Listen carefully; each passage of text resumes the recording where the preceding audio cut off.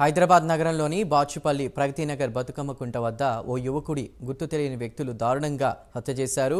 మృతుడు 26 ఏళ్ల తేజస్ పాత నేరస్తుడిగా కూడా గుర్తించారు. జైలు నుంచి విడుదలై వచ్చిన 3వ రోజే అర్ధరాత్రి సమయంలో తేజస్ ఇంటికి బైక్పై వచ్చిన ముగ్గురు యువకులు పని ఉందంటూ బయటకు తీసుకువెళ్లారు. ఉదయమే శవమై తేలాడు ఆ వ్యక్తి.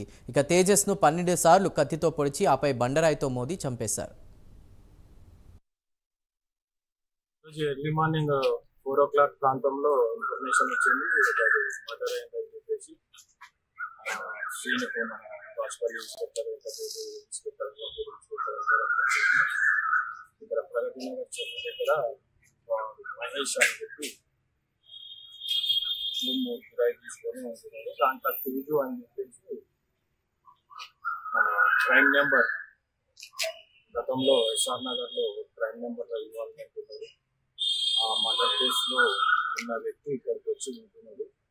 అతన్ని గుర్తు తెలియని వ్యక్తులు అంటే వాళ్ళ ఫ్రెండ్సే కలిసి రాత్రి మందు పార్టీ చేసుకొని ఇక్కడ ప్రగతి నగర్ కిందికి అతను పిలిపించి మర్డర్ చేసేది రివెంజ్ మర్డర్ లాగా కనిపిస్తుంది. ఇన్వెస్టిగేషన్ చేసి వాళ్ళని పట్టుకుంటాము. త్వరలో అరెస్ట్ చేస్తుంది. ఈరోజు ఎర్లీ మార్నింగ్ 4 o'clock ప్రాంతంలో ఇన్ఫర్మేషన్ వచ్చింది.